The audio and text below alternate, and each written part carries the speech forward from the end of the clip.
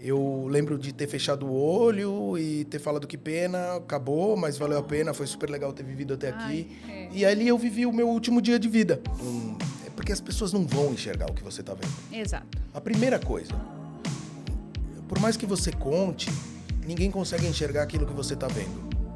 É por isso que é importante ter um projeto, é por isso que é importante ter um 3D, porque você tá na ideia. E as pessoas entenderem realmente o teu caminho é muito complicado antes de você ter passado por ele.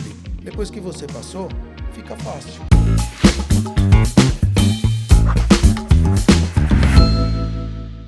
Olá, eu sou Linda Martins. Sejam muito bem-vindos ao nosso Talk, Lady Talks. Hoje eu tenho o prazer de ter aqui comigo um grande amigo e uma referência no cenário do design nacional autoral, que é o Estevão Toledo. Ai, que legal. Obrigado. Estevão, muito obrigado por você ter aceitado nosso convite para estar aqui com a gente hoje. O Estevão, me conta um pouquinho sobre você. Introduz, Estevão. Bom, sou designer de formação de desenho industrial e eu fiz isso de faculdade e aí eu comecei daí a minha caminhada no design, né? E a gente se encontrou, ficou amigo em Minas Gerais. Em Minas Gerais, na Semana Criativa Tiradentes, Exato. nós éramos designers convidados, né, para fazer um trabalho lá junto com os artesãos. E foi muito legal. Foi muito bom. E para começar, Estevam, a gente sempre vai perguntar aqui o que é design para você. Bom, design para mim, na verdade a palavra quer dizer projeto, né? Mas para mim é muito além disso. Para mim é minha vida, é o meu ganha-pão em casa, é o lugar onde eu faço amigos, onde eu conheço gente, onde eu estudo, onde eu vou além dos meus limites. O design para mim é minha vida, né? Eu acho que é meu estilo de vida. Tudo que eu faço, tudo que eu penso, como pessoa, como alguém que quer servir na sociedade com qualidade, com excelência, é o design que me deu, que me trouxe. Então, o design para mim é algo muito grande. Eu sempre falo que eu tento introduzir essa ideia para as pessoas, porque tem muita gente que ainda não sabe muito o que a gente faz, né? E o design ele está em tudo. Ele não é só forma e função como ele é definido, né? Ele está em todos os lugares, no tempo todo. E a gente tem como a nossa parte criativa, ela tenta transcender isso, né? E a gente tentar explicar é muito complicado, mas só a gente mesmo que está nesse meio. Eu também queria saber de você. Eu até já conheço um pouco dessa história, mas eu queria que você contasse para a gente como que foi que você decidiu por esse mercado, por esse caminho do design, assim, qual foi o momento da sua vida que você falou, é isso que eu quero fazer? O design, complementando o que você tinha falado, eu acho que a gente não sabe explicar muito bem o design, porque o design, né, Linda, a gente sabe de onde a gente está saindo, mas a gente nunca sabe aonde a gente vai chegar com ele. Então, eu acho que isso que é difícil da gente conseguir explicar o que a gente vai fazer, porque nem mesmo a gente sabe o que a gente vai fazer, né? A gente tem uma ideia, mas são tantos obstáculos, são tantas dificuldades, são tantas coisas que mudam no meio do caminho, que é muito comum da gente não conseguir chegar no ponto que a gente imaginou, né? Bom, agora falando um pouco de como foi isso na minha vida. Eu sempre tenho que voltar isso aí para começar, tenho que falar um pouco de quando eu era criança, né? Eu sempre fui uma criança muito criativa. E eu acho que como todas as pessoas que trabalham com criatividade, criação são, né? Tem esse perfil curioso, de mexer com coisas, de você construir objetos. Então, sempre muito... Eu acho que até é introspectivo, porque a gente pensa muito antes de fazer qualquer ação, né? Então, assim, de criança eu já ficava ali no quintal da casa da minha mãe, brincando com madeira, brincando com argila, brincando com tinta. E eu me divertia muito fazendo essas coisas. E isso é muito da gente, né? Da gente ficar quietinho e ficar bolando Criando. e ficar rabiscando. E eu acho que isso é uma coisa que equilibra muito a gente desde pequeno. Só que a gente às vezes faz isso quando criança e quando a gente é adulto, a vida faz a gente esquecer certas coisas, né? E aí eu fui crescendo, tal, nesse ambiente criativo. Minha mãe dava bastante liberdade, mas meu pai tinha uma empresa de engenharia. E conforme eu ia crescendo, aumentava a responsabilidade de ficar com essa empresa. E eu achei tudo bem, porque até então na minha vida o que era importante é ganhar dinheiro, casar, ter filho e seguir a vida. E a vida não é tão simples assim. Eu fui para a faculdade de engenharia, tentei fazer engenharia, mas no meio desse caminho eu sofri um assalto.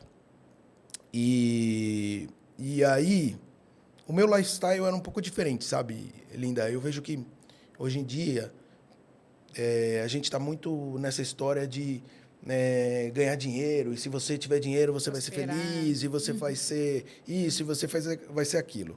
E eu tinha uma condição muito bacana. Até o assalto foi por conta de um carro muito legal que eu tinha, e ao mesmo tempo que eu tinha tudo isso, tinha amigos, festa, viajava para esquiar na neve.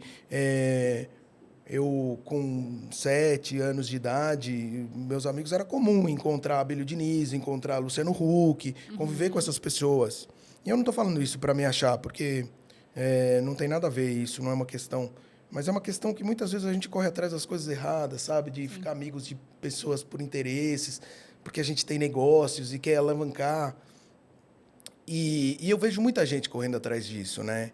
E assim, desde criança eu já percebi que esse não é o caminho, né? Então, e aquilo começou a me angustiar, porque eu ia fazer a faculdade estava sendo criado para fazer uma faculdade de engenharia e mexer com engenharia, e aquilo não tinha nada a ver comigo. E aquilo começou a me angustiar.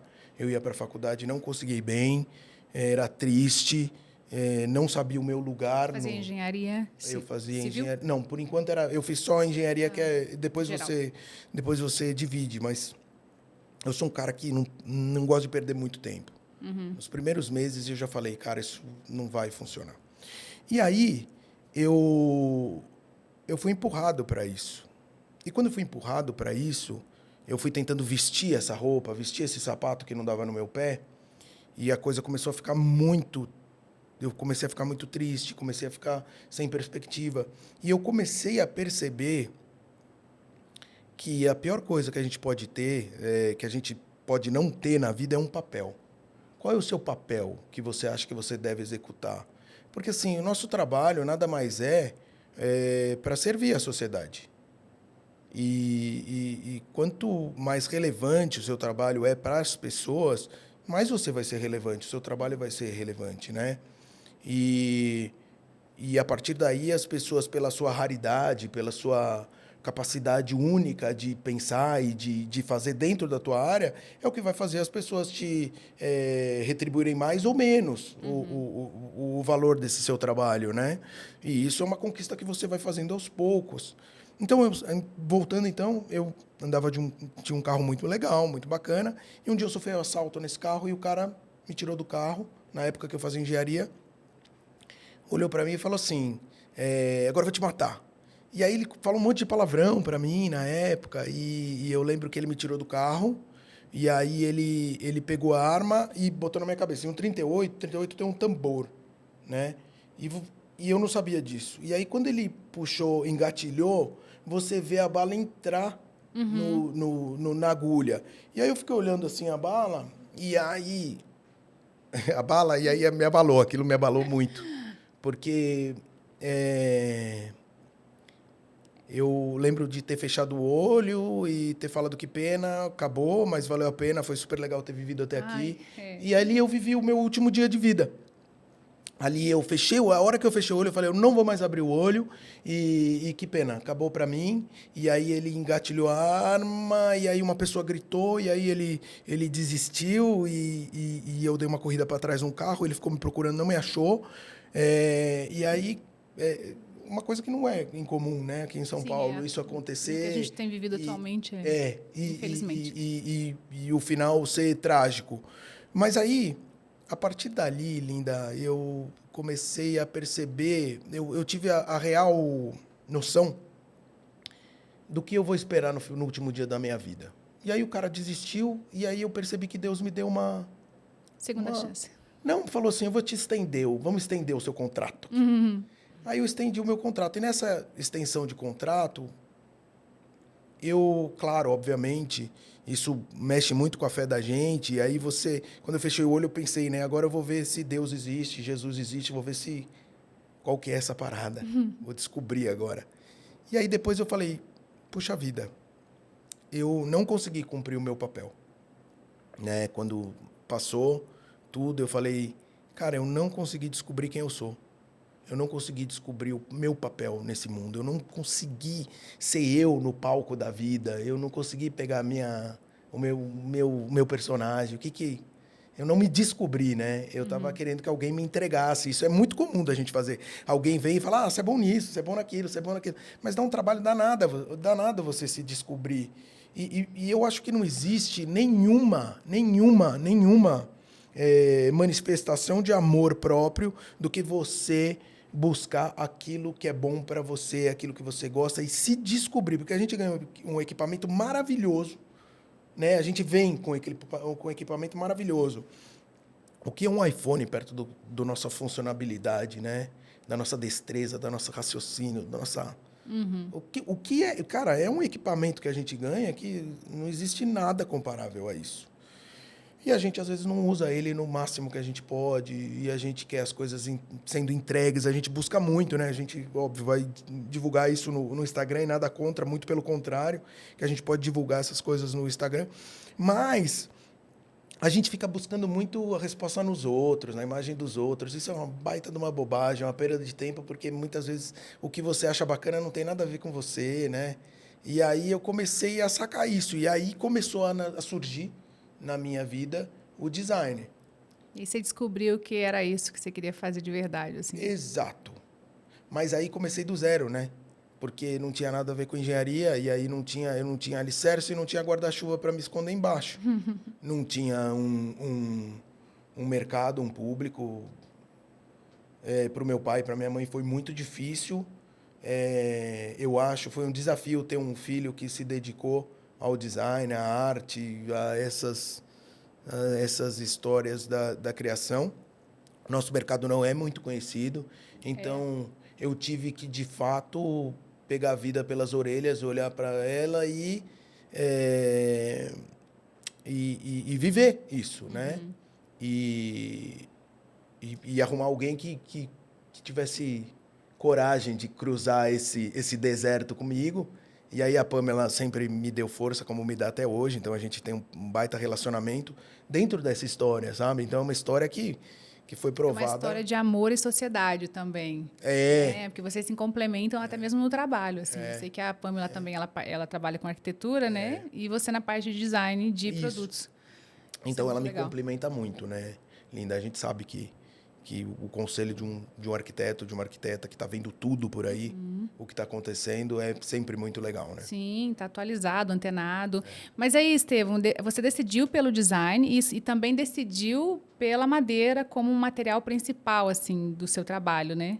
Me conta um pouco sobre isso. Como que você chegou na marcenaria artesanal? Então... Que é uma área que eu também amo, inclusive, né? Eu não decidi nada, né? Ela te escolheu. Não, eu acho assim, sabe? A gente tem que sair de casa. Eu acho que a gente tem que se movimentar. Se a gente quer descobrir, não é em casa, pensando, refletindo. Você tem que sair para o mundo, você tem que sair para a vida, você tem que se expor, você tem que se experimentar. E aí foi isso que eu fiz. Então, tranquei a faculdade de engenharia e fui fazer a faculdade do que eu achei ali legal, desenho industrial. E aí eu fui ver e fui atrás na onde... seria essa faculdade mais legal para fazer. E aí, na época, tinha a Playboy. Você lembra a Playboy? Que hoje nem tem mais a revista. Sim. E ela vinha com umas coisas de matéria, né? E aí tinha lá com as faculdades, ranking de faculdades e tal. E aí eu falei, putz, grilo, olha só que legal. Aí eu vi que a FAP tinha, dentro dessa matéria... E é verdade, eu comprei o Playboy para... para achar a faculdade. Gente, achar a faculdade, gente.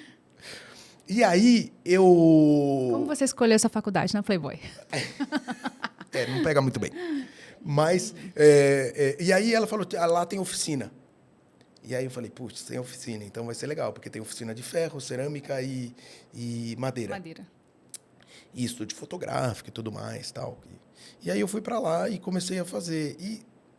Eu acho que é nisso, sabe? Nessa intensa vontade de ir de encontro às coisas, as coisas vêm de encontro a gente. E aí eu tive uma felicidade que, para mim, foi muito gigante, que eu tive aula com o Carlos Mota. Eu sou fã do trabalho dele também. É. Ele é uma referência pra gente. É.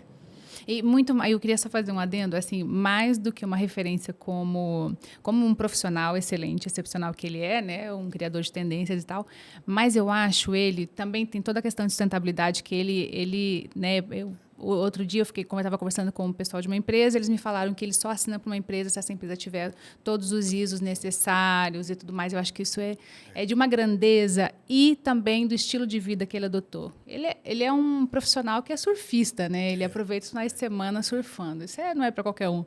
Ele tem lá o DNA dele, que é sensacional. Ele realmente mexeu muito comigo. Nisso, né? Tanto que a madeira, ele que me apresentou primeiro a madeira, e aí eu fiz os meus primeiros trabalhos de laminado moldado junto com ele, que ele fez a marcenaria nos Estados Unidos, na Califórnia, então ele tem muito dessa pegada no trabalho dele, né? Do surf, Califórnia, e é incrível. E aí eu tive o primeiro contato com a marcenaria madeira através dele. Foi ele que me falou, vai lá e descobre. E aí eu ficava às tardes na faculdade mexendo. Mas então você sabe manusear, trabalhar a madeira. Sim. Você é um designer que faz a cadeira. Sim. Hoje... Se necessário for. Então, hoje eu perdi muito, né, Linda? Porque...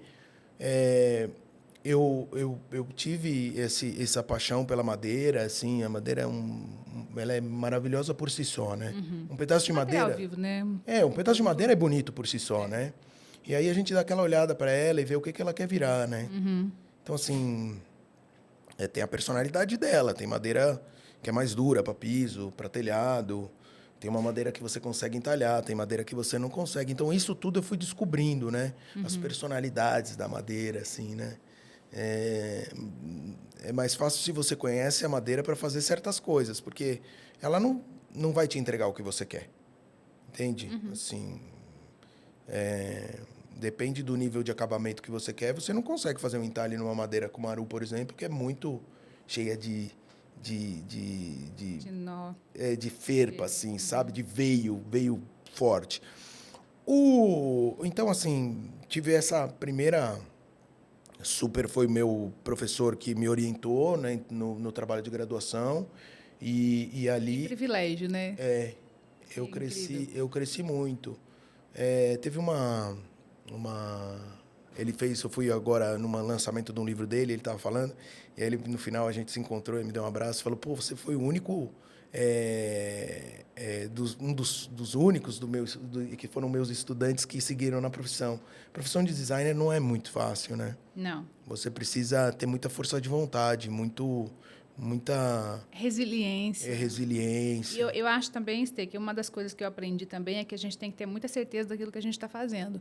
Porque a gente não está desenhando para todo mundo, né? Então, em algum momento, a gente vai atingir um público específico. E aí, se você ficar ouvindo o que todo mundo tem para falar, aí a gente pode até desanimar, né? Porque nem todo mundo concorda com aquilo que você faz e tal. Então, eu acho que se você colocar muita verdade naquilo que você faz e tiver muita resiliência, muita coragem, eu acho que aí você consegue seguir. Eu acho que isso que você falou é importante. Eu acho que quando você tem porque as pessoas não vão enxergar o que você está vendo. Exato. A primeira coisa, por mais que você conte, ninguém consegue enxergar aquilo que você está vendo. É por isso que é importante ter um projeto, é por isso que é importante ter um 3D, porque você está na ideia. E as pessoas entenderem realmente o teu caminho é muito complicado antes de você ter passado por ele. Depois que você passou, fica fácil. Aí as pessoas, puxa vida, que legal, era isso e tal. Senão você vai ficar perdido no mar de palpite, né? E aí não vai para frente. É verdade. E uma das coisas mais interessantes que a gente tem visto agora na atualidade é a valorização do nosso design, do design brasileiro mesmo, né? Antigamente, quando a gente ia visitar as feiras fora, o brasileiro, o designer, ele é considerado como quase uma pessoa que copiava, né? Então, a gente tinha um pouco de restrição para visitar as feiras e tal. Hoje não, esse papel está se invertendo. A gente voltou a ter uma valorização, né, desse design que eu acho tão poderoso, né, que a gente vem de uma base tão forte, de uma cultura nacional tão forte. O que você acha sobre isso? Você acha que a gente realmente está nesse caminho? Eu acho que a gente é um povo maravilhoso, né? Eu amo ser brasileiro, de verdade. Eu também. É um mix de tudo um pouco. E eu acho que tudo pra gente, desde a época colonial, a gente chega num país que começa como uma fazenda, assim, né? As pessoas vêm, começam a produzir, começam a tirar coisa, começam a descobrir coisas. E nem tudo veio pronto. Então, assim, muito, a gente tem uma cabeça muito de fazer com o que tem. E isso eu acho que é o que mais encanta o mundo, como a gente consegue fazer com o que tem, né? Eu acho que você casada com jogador de futebol, você sabe que o jogador de futebol brasileiro ele encanta pelo improviso dele. Ele não, nem ele sabe o que ele vai fazer quando ele entra em campo. A gente está acostumado a jogar meio sem tanto esquema tático, né? Eu acho que a gente acaba, por exemplo, quando você vai para um país, por exemplo, a gente tem a madeira que a gente vê e pega. Você vai para países super industrializados, europeus, o cara não consegue mexer na madeira, não consegue, né? É tudo super ultra tecnológico. Você acaba ficando muito longe dos processos. Então, assim, o que a gente passou lá em Minas, né? Essa história da gente estar perto do artesão, como que ele faz, como é rico essa história do artesanato brasileiro. O artesanato brasileiro é a nossa marca registrada. A gente passar por isso sem conseguir ter qualquer tipo de emoção em relação a isso, qualquer tipo de aprendizado, é um desperdício gigantesco. Então, assim, você vê mãos de pessoas extremamente simples entregando peças extremamente complexas, que o cara não vai conseguir produzir isso em escala industrial nunca, jamais. Que foi uma das coisas até que os irmãos Campana tiveram dificuldade quando eles foram trabalhar com a Éder. Eles sabiam fazer no manual, mas como é que faz isso levar para o industrial? Né? Então, assim, eles fizeram um filme e tal. E eu tive contato com eles também na parte de formação, o que para mim é um privilégio, porque eu consegui aprender com muita gente bacana. Linda. Não, eles são referência. E aí, eles fizeram um vídeo de como fazia, porque não tinha como explicar. Como que você vai explicar isso? Como que você vai explicar isso? Manda um projeto, manda Não tinha como. Eles falaram, não, só dá para... Tem que fazer vendo. Então, assim, a gente tem isso, né? E é muito engraçado isso, porque a gente sempre entende como uma parte cultural forte a Europa, né? E eles perderam completamente essa questão da manualidade. Hoje, eles são totalmente industriais. Tecnologia, assim... Na parte produtiva, né, fabril, é somente tecnologia. A gente quase não vê pessoas mais atuando. Então, eu acho que a gente é responsável, sabe, muito por isso, sabe, Linda, também. Da gente promover algumas técnicas, não deixar algumas técnicas morrerem dentro das nossas peças. Nós somos responsáveis por manter essa mão de obra artesanal. Quando a gente traz isso e incorpora no nosso trabalho, é muito legal. Por quê? Porque, geralmente, as famílias dessas pessoas que trabalham com artesanato, eles nem dão muito valor para a pessoa que faz artesanato, né? E aí, quando a gente traz para nossa peça, e aí a gente põe numa exposição, põe num livro, aí todo mundo fala, nossa, foi você que fez, olha que legal e tal. Então, as outras pessoas começam a vislumbrar um outro caminho, né, do artesanato, que te pode levar a um patamar que eles não imaginam. Porque o patamar que eles imaginam é você ir e voltar, muitas vezes, e ser super bonitinho. Então, por exemplo, você atender telemarketing, coisas que você não volta. Vamos dizer que você vai lindo e volta lindo, e quem trabalha com artesanato, geralmente, não volta lindo, sai lindo, volta lindo. Está sempre sujo, está sempre trabalhando com aquilo. Mas que esse tipo de atividade hoje em dia é uma atividade maravilhosa, assim, que eu acho que engrandece muito a vida das pessoas, né? E é o que dá, para mim, dentro do ramo do design de interiores, é o que dá personalidade no lugar. Justo. Não, você viu aquela cadeira que que eu fiz com a dona Maria da Conceição lá de Tiradentes? Uma cadeira de tela que a gente tem, tradicional, e eu falei para ela, faz uma intervenção com bordado, que ela já estava acostumada a fazer, ela fez um ponto cruz. E uma cadeira simples, não tem nada de muito especial. Essa cadeira rodou o mundo, ela já foi exposta em vários museus, a gente foi para Milão ano passado com uma exposição do Foro Salone, ganhou prêmios. Então, tipo, às vezes você não sabe como você vai tocar as pessoas com a simplicidade. Sim. Porque incorporar muitas coisas, muitas técnicas, muita coisa industrial no produto, né, aquela madeira muito torneada e tal, deixa ele muito elegante e tudo. Mas quando você mexe com essa coisa do artesanal, você resgata nas pessoas algo muito, muito forte, que faz parte da história delas. Eu, por exemplo, não aprendi a bordar, mas a minha família inteira borda, minhas tias. Então, quando elas viram, elas entendiam aquilo, eu não precisava explicar o contexto.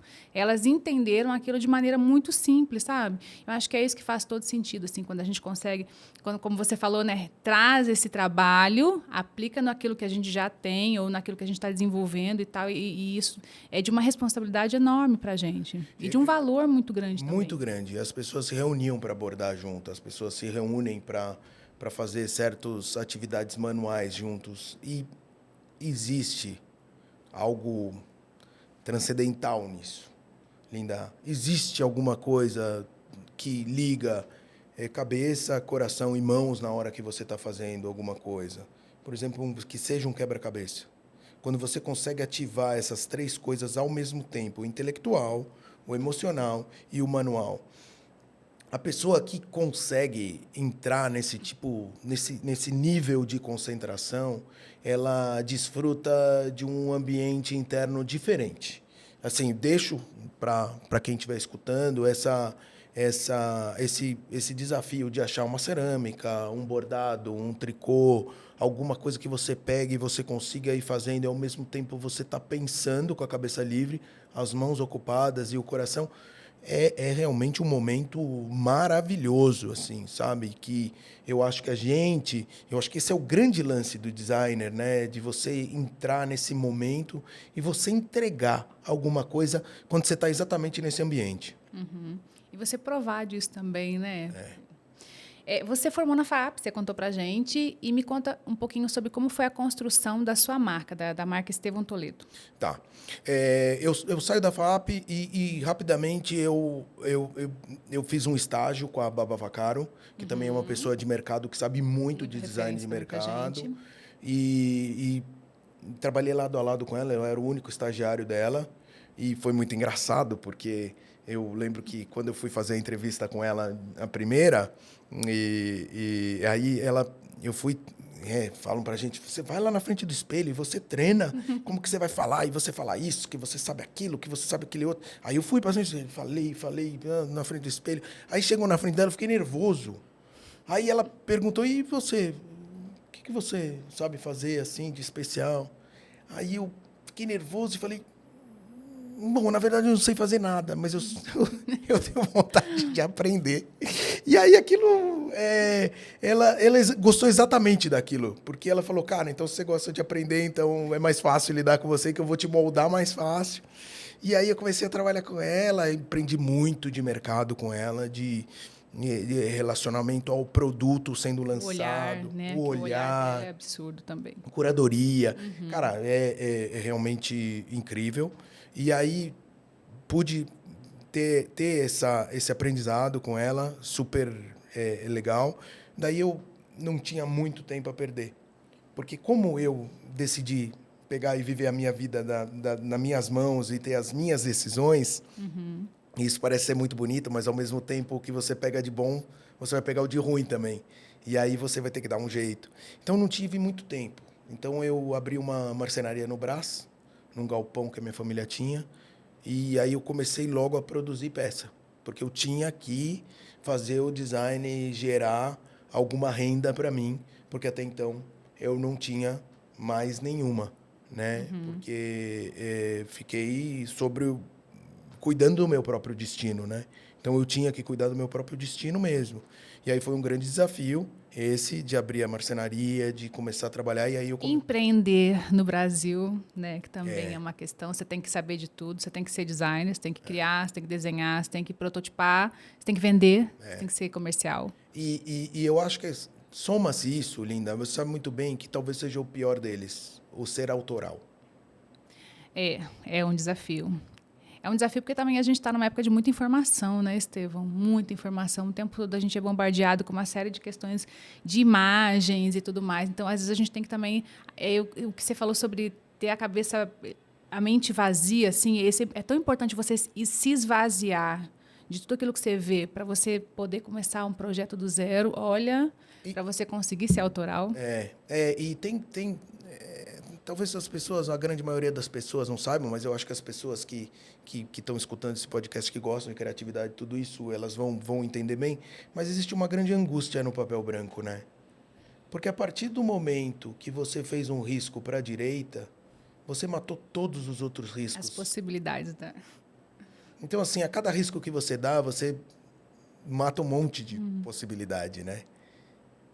E é isso que você está falando. Então, quando você sabe muito, e sabe demais, e quer demais dentro de uma coisa, você automaticamente vai morrendo um pouquinho, assim. Então, você tem que saber muito bem o equilíbrio disso, né? Quanto ver e quanto parar de ver. Não saber nada, você já morreu. E você saber querer muito, você vai morrer. Então, assim, criativamente falando, né? Cara, então, assim, a decisão, né? De que lado que nós vamos fazer o primeiro risco. É muito legal, assim, mas, ao mesmo tempo, é de responsabilidade, porque a gente sabe que tá ali o nosso traço autoral, a nossa autoridade, né, sobre aquilo. Então, assim, é uma sensação bastante complexa. Eu vou sair um pouquinho do script aqui. Eu vou te perguntar uma coisa que eu amo você falar sobre inspiração e criatividade. Tá. Quando você vai começar um projeto, onde você busca inspiração, geralmente? Cara, isso é difícil, viu? Eu não sei responder isso, meu. Porque isso é o que todo profissional quer saber. Aonde aquele designer busca inspiração. Procurando. Então, Linda, eu não sei, cara.